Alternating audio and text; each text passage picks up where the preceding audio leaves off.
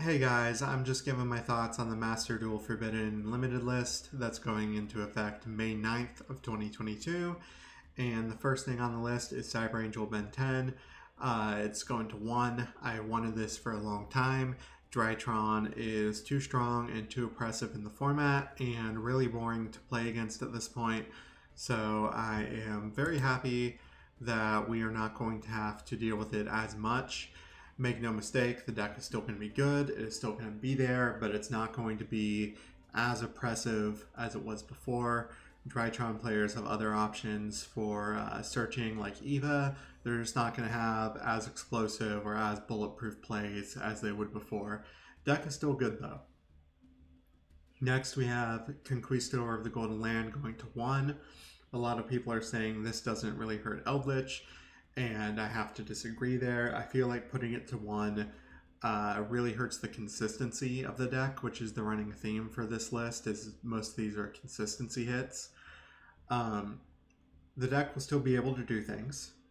The deck is probably just going to adjust by running more floodgates and taking out 2 cards, putting 2 floodgates in for the missing Conquistadors.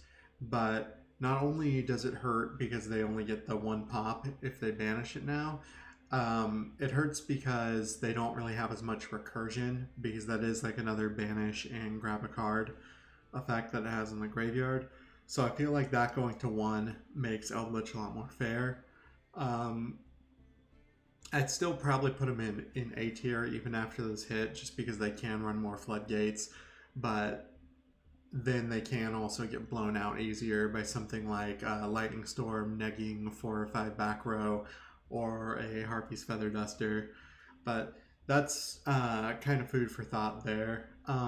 Next we have DD Dynamite. So DD Dynamite going to 2. The reason it's going to 2 instead of being outright banned or going to 1 is because going to 2 hurts the consistency of the FTK and also discourages people from playing it as much. Because if you think about it, if you manage to stop or negate one of the DD Dynamites, they only have 1 more, and they're probably not going to be able to kill you with just 1 of them.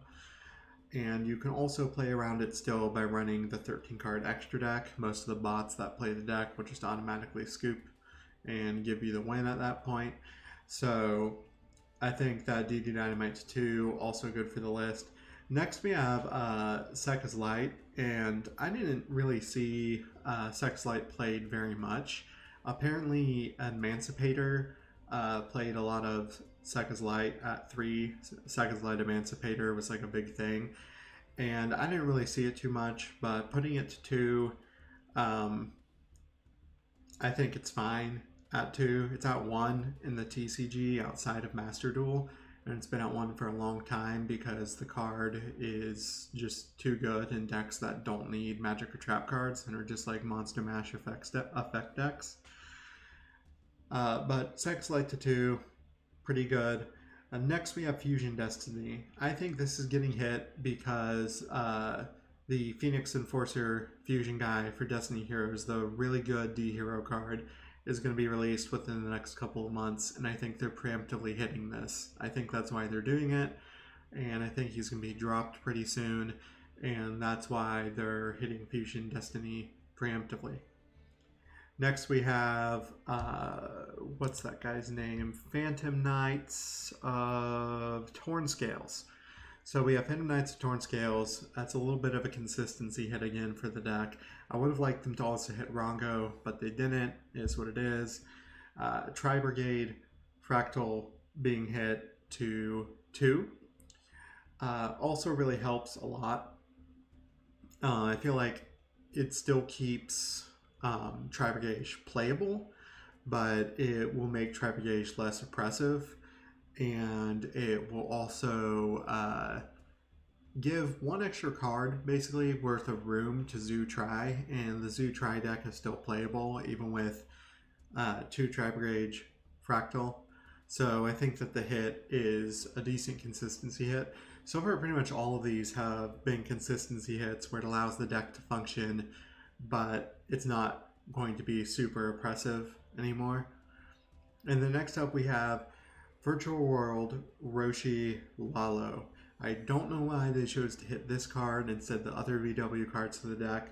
I don't play Virtual World myself, so I asked a couple of people on the Master Duel subreddit about this card, and they said that the hit doesn't really hurt their deck very much at all. If you disagree with that, tell me why in the comments below, but I'm going to go off their opinion since they actually play the deck and I don't. Next we have Lyrisu Cobalt Sparrow, and I think that putting that to 2 just makes the deck a little less consistent and a little slower. It definitely allows decks like Bird Up to still function, so just makes them more fair. And then we have Prank Kid Roxy's, once again, another consistency hit, just making the deck more fair and a little bit slower. It's not really going to kill the deck. And then the most interesting one on the list is Emancipator Analyzer. I don't know why they chose to hit Analyzer. I feel that this is probably like the lightest hit they could have went with, and that they honestly could have hit the deck even more if they really cared about hitting Emancipator. But maybe they're only hitting the Analyzer because it is a softer hit, and that and losing Sekka's Light, which apparently that was the popular variant, is enough to hurt the deck. But we'll see whenever May rolls around. And finally, we have Red Eyes Darkness Metal Dragon coming off the list, which I think is fine, and I think will give quite the boost to decks like Dragon Link, and maybe they can move up just a little bit in the next tier list that we do in May. But yeah, let me know your thoughts down below, and if you want me to cover anything else for Master Duel, let me know, and I will see you guys in the next one. Bye-bye.